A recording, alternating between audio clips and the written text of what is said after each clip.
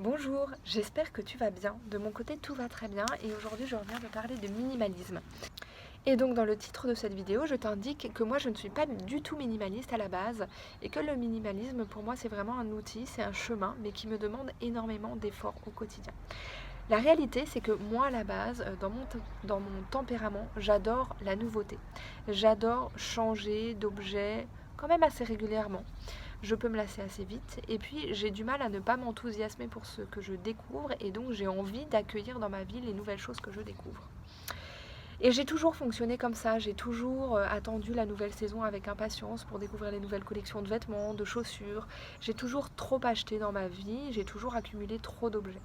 Mais en ce qui me concerne, le problème c'est que ce mode de fonctionnement n'a jamais contribué à mon bonheur, ne m'a jamais vraiment rendue heureuse et c'est quelque chose que j'ai eu envie de changer avec le temps parce que je me rends compte aussi que plus j'ai d'objets autour de moi, plus je suis éparpillée et que j'ai tendance à me faire un peu écraser par les choses, par les objets, par les rendez-vous, par tout ce que je peux accueillir en trop dans ma vie.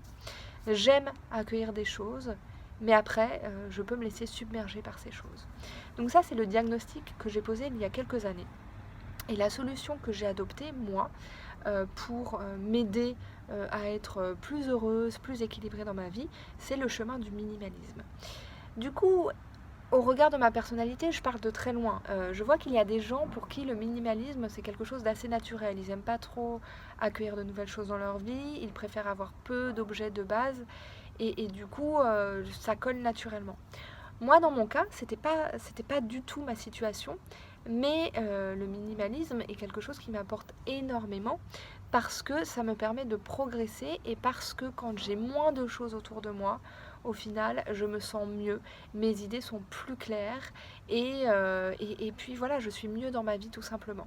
Mais c'est un diagnostic que j'ai dû faire qui n'était pas naturel et donc ça n'est pas du tout naturel pour moi d'aborder cette démarche du minimalisme et de la mettre en place dans ma vie.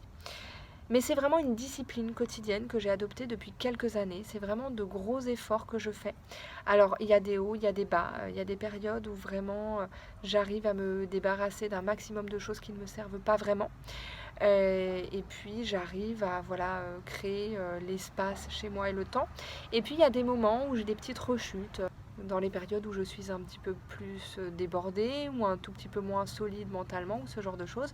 Et là je fais de petites rechutes et j'achète un petit peu trop. Et puis après du coup je dois aussi apprendre à distinguer les choses que j'accueille et qui m'apportent vraiment quelque chose, qui me font du bien, et les choses qui viennent en trop juste comme un rappel de mon ancien mode de fonctionnement. Et ça, c'est assez subtil et c'est pas facile non plus à faire. Mais toujours est-il qu'aujourd'hui, voilà, j'avais envie de te passer ce message parce que je pense qu'il y a pas mal de gens qui peuvent avoir cette tendance naturelle à trop acheter, à trop accumuler, à vouloir faire trop, qui agissent comme ça naturellement alors que ça les dessert dans leur quotidien, alors que ça ne les aide pas à progresser dans leur vie.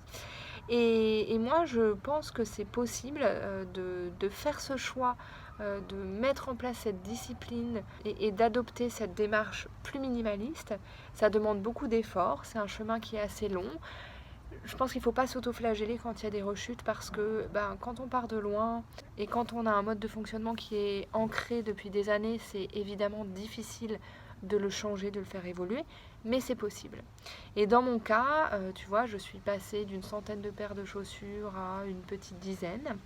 Donc je trouve que c'est pas mal. Encore une fois, étant donné mon point de départ, je progresse sur pas mal d'aspects du minimalisme, sur le plan matériel évidemment, et puis j'essaie aussi de faire rentrer la démarche aussi dans ma gestion du temps ou dans les autres aspects de ma vie. Mais voilà, c'est un effort, ça n'est pas une démarche qui m'est naturelle à la base, mais j'y trouve énormément de joie parce que quand j'arrive à avoir moins de choses autour de moi, à me sentir plus alignée avec ce projet qui me tient à cœur, et bien tout simplement je suis bien dans ma vie. Du coup, moi j'ai envie de te conseiller d'explorer la démarche. Si jamais c'est difficile pour toi, parce que si jamais tu as envie d'entamer cette démarche ou de la poursuivre, alors que ça n'est pas du tout ton mode de fonctionnement à la base, eh bien sache que je suis de tout cœur avec toi et que voilà, on peut se soutenir via YouTube notamment, via les vidéos, via les commentaires, parce que on fait des efforts et je trouve que c'est et je trouve que c'est déjà pas mal. Et pour moi, ça a énormément de sens, à la fois pour ma vie et puis pour l'environnement, puisque voilà, pour consommer moins, c'est aussi produire moins de déchets. C'est aussi envoyer un signe à la production qu'il faut fabriquer moins d'objets. Et de façon générale, c'est ça dont la planète a besoin en ce moment. Et puis si au contraire, toi, eh bien, la démarche minimaliste t'est complètement naturelle et ancrée dans ta personnalité depuis ton enfance, eh bien sache que je t'admire énormément et que j'aurais aimé qu'il en soit ainsi pour moi, mais moi ça me demande beaucoup d'efforts au quotidien.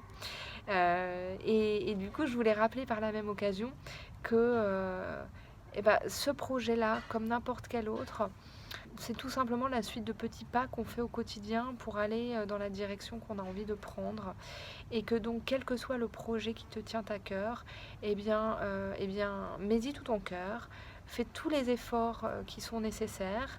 Ne t'autoflagelle pas, ne t'en veux pas quand il y a des petits retours en arrière, quand il y a des difficultés, parce que la vie est faite de ces petites difficultés ou de ces grosses difficultés, et que c'est en les surmontant qu'on avance au fur et à mesure, évidemment. Voilà, mais j'avais envie de partager ça avec toi parce que je pense que voilà, on est quand même nombreux à avoir envie de réduire notre consommation, à avoir moins, se concentrer sur l'essentiel, mais que on n'est pas tous dotés de traits de caractère qui font que c'est naturel à la base, mais la volonté est là, les actions aussi, donc on avance. Voilà, sur ce, n'hésite pas à commenter si tu le souhaites cette vidéo, à mettre un pouce si c'est le genre de contenu qui te plaît. Et puis n'hésite pas à partager la vidéo aussi si tu veux, n'hésite pas à t'abonner, ça me fait toujours grand plaisir. Et de mon côté, je te souhaite une très belle journée, prends grand soin de toi, prends soin des autres autour de toi, et moi je t'embrasse et je te dis à très vite.